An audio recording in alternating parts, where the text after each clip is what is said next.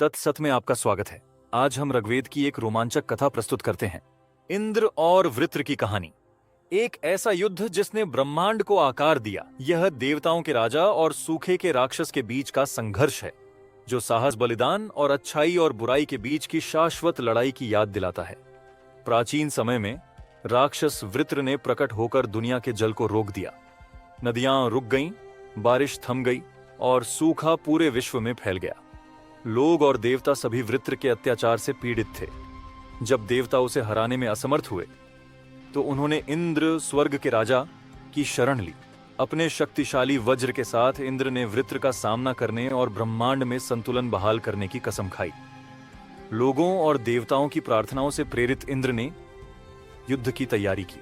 उनका संकल्प अडिग था, क्योंकि उन्हें पता था कि दुनिया की नियति उनके विजय पर निर्भर थी।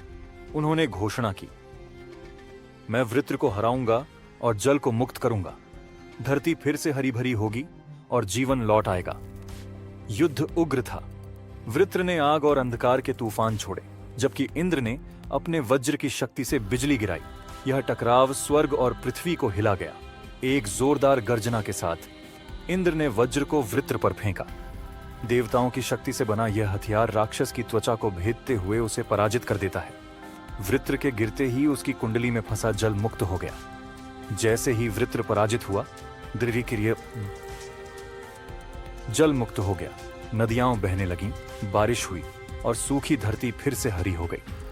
लोग खुश होकर इंद्र की स्तुति करने लगे, उन्हें संसार के उद्धारकर्ता के रूप में सराहा। हालांकि इंद्र विजयी हुए, उन्होंने विनम्रता बनाए रखी, क्योंकि वे जानते थे कि यह युद्ध केवल देवताओं के लिए नहीं बल्कि पूरी सृष्टि के लिए था। ऋग्वेद की यह कथा यह विपत्तियों पर विजय पाने और एकता और साहस की शक्ति का प्रतीक है। इंद्र की जीत हमें याद दिलाती है कि सबसे बड़ी चुनौतियों को दृढ़ संकल्प और दिव्य कृपा के साथ जीता जा सकता है। इस यात्रा में हमारे साथ जुड़ने के लिए धन्यवाद। प्राचीन कथाओं से प्रेरणा पाने के लिए तत्सत को सब्सक्राइब करना न भूलें। तत्सत को सब्सक्राइब